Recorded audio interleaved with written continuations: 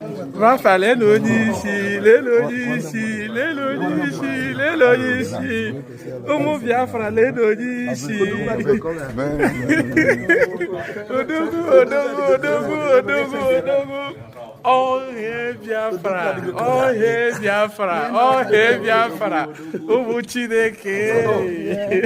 Omo Tobi, let's again.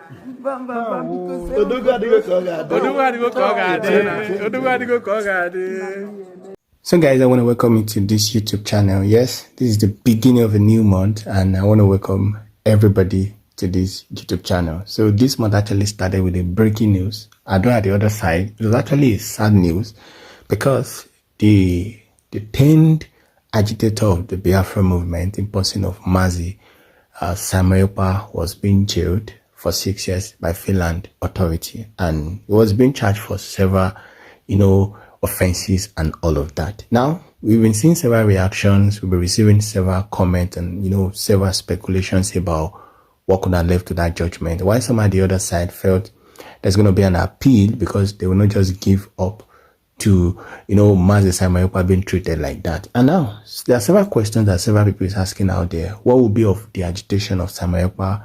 Will it be that after the 6 years or within the 6 years, will there not be any Samuel Ekpa again? Or what is your thought about it? I made you understand several times that the silence of Samuel Ekpa or Mazi Nnamdi does not mean that Biafra agitation will actually die down like that. Although we know there are several people all this while that have actually started this particular movement, but they couldn't actually succeed in it. Ojukwu, Wazirike, Samuel Ekpa, and even Mazi Nnamdi. And all of this put together, all this while, couldn't achieve this freedom movement. They actually want to fight or engage in respect to their people. The question is, what will be of the Biafra movement and what will be of all of what Mazi Samuel Ekpa has been agitating for all this while?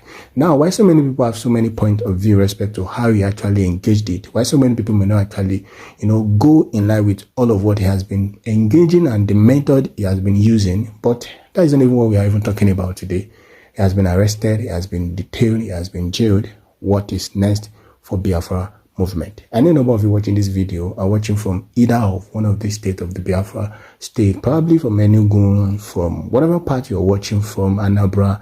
Just to mention a few, you're free to drop your comment and let us know where you're watching us from within the Biafra homeland. And mind you, a number of people is also saying out there that the arrest of Mazi Nnamdi or the arrest of Mazi Samuel Ekpa does not have what it takes to kill all of the agitation. Because those are some of the questions several people is asking out there. And now that Mazi Samuel Ekpa has been jailed, what will be the fate of Mazi Nnamdi here in Nigeria? But let me leave you to the rest of the video and every other thing that played out in this video. Feel free to drop your comments and do not forget to give a thumbs up. And as you're watching, guys, if you've not subscribed to this YouTube channel, subscribe, and also do not forget to share your opinion at the comment section of the video, guys. Thank you. All right, Biafrans. Good afternoon from here. The long-awaited date has come, and most of you has heard what happened in the courts of Finland. Prime Minister was actually given a 6-year sentence. But concurrently, that 6 years is not going to be served. Why? Because, number one, they said they find him guilty of, what is it called now? Cyber incitement. And that was just it. So I see a lot of media outlet there trying to twist the narrative that he was involved in terrorist activities in the Southeast, which is a very big lie. Biafrans, I want you to understand that the 6 years is just 2 years and probably 4 months.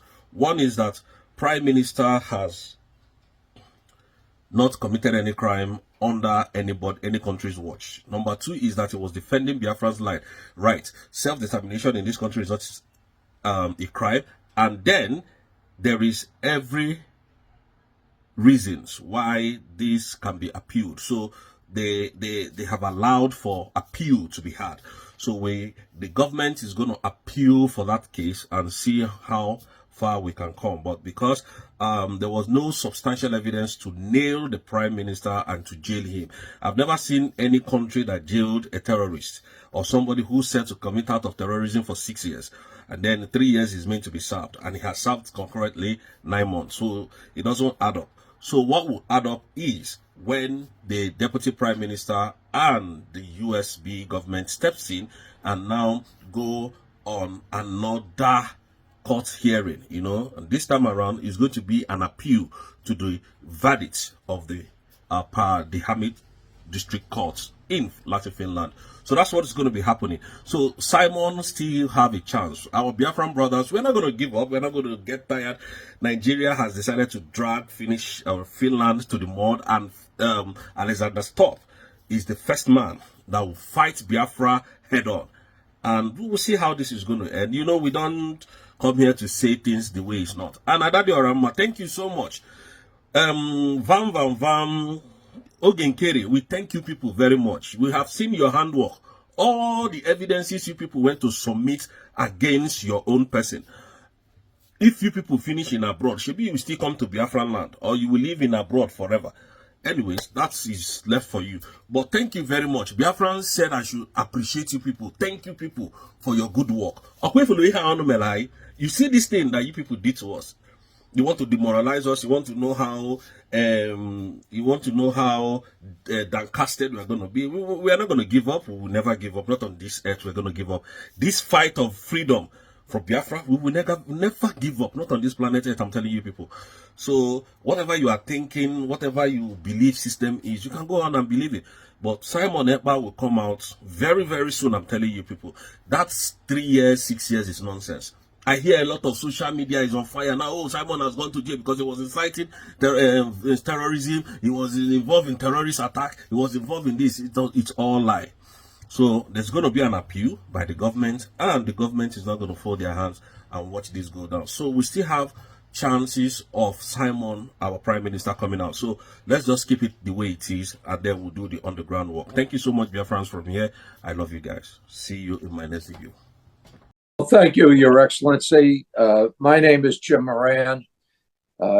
I served in the United States Congress for approximately a quarter of a century. After I left the Congress, I began to represent some corporations and countries and causes that I believe in. It has been an honor to work with you, Your Excellency. Elias Gerasulis is my partner. This is primarily Elias's account, but I'm going to be working with him. While I was in the Congress, I was on the committee that funds defense and State Department foreign operations, as well as the Foreign Relations Committee. I have an interest in Africa. I was a principal co-sponsor of the African Growth and Opportunity Act. But most importantly, I do believe that Biafran independence is a just and noble cause. And I trust that you have a bright future ahead. We will try to secure your independence. We can't promise because the politics is not a particularly predictable situation in the United States today, and justice is not always served, but we will work towards that objective. I appreciate the opportunity to work on behalf of the Biafran people, and at this point, let me turn it over to Elias. Elias? Oh, thank you, Jim, and it's an honor to be working with you on this, and we appreciate your lending your support, someone of your prestige and stature. That association would be so critical. So thank you, Jim. I appreciate it. And thank you, Mr. Prime Minister, Your Excellencies, and dear Biafrans in the United States and around the world. My name is Elias Gerasulis, and I am a good friend and colleague of Congressman Moran, and we are your new lobbyists here in Washington, D.C. However, you should know that we are more than just your lobbyists. We are fellow freedom fighters in the struggle for the liberation by Biafra. And similar to how your compatriots in the Biafran Defense Forces are securing your freedom on the homeland, we will be fighting for your freedom in the political and diplomatic battlefield here in Washington, D.C. And we will make sure that all these U.S. officials, all these congressmen and senators understand that the Biafran independence movement is a pure democratic civilian uprising against injustice, the very same one that we had in the United States when we declared our independence from the British 200 years ago. On a personal level, I knew I had to get involved in this struggle, not only because of my belief in the Biafran cause, but my belief in His Excellency, the Prime Minister Simon Ekpa. As I got to know the Prime Minister, I could see that he has remarkable leadership qualities and vision.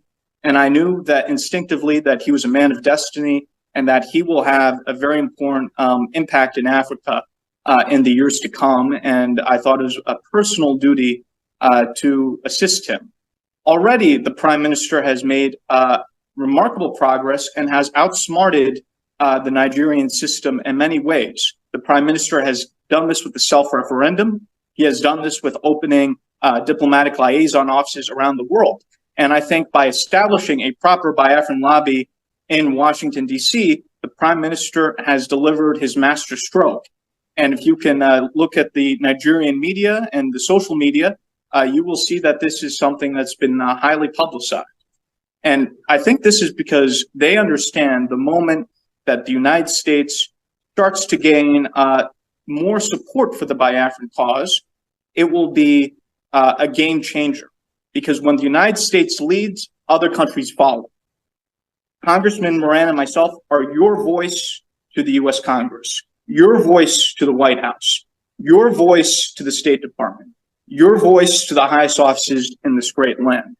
And we will not stop until victory is achieved. Long live a free, independent, and sovereign Biafra. Thank you, Mr. Prime Minister. Thank you very much. Thank you very much for that brilliant speech there. Lawyers, we are happy to have you on board, and we have a lot of things to do together. Thank you. This particular appearance today is just to present you to the Biafrans in the United States. As I made my promise, I have fulfilled it. It is now that we go out there and do what we know how to do best for the interest of Biafra. Thank you, Mr. Prime Minister. It's our honor, and we look forward to serving you in the cause. Thank you, Mr. Prime Minister. Thank you very much. Nice to have you. Thank you, Mr. Prime Minister. It was a pleasure to see you again. Thank you. Look forward to working with you. Thank you. Bye. Thank you, Chimora. Thank you.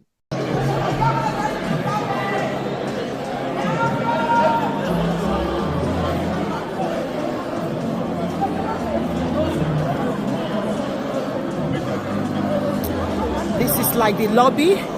People had just finished having lunch and they are just interacting and getting things together.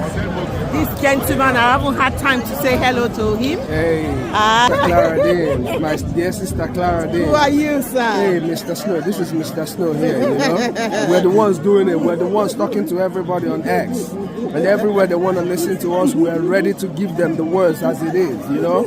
And if you're a Biafran and you're going to watch our sister or you're watching this live, you have to queue in on our BLT. You have to make sure you support our liberation. The Biafra liberation tax is a duty we must all uphold. If you are a Biafran, your loyalty to the government starts from your BLT. Thank you, everybody. Thank you so much. Thank you so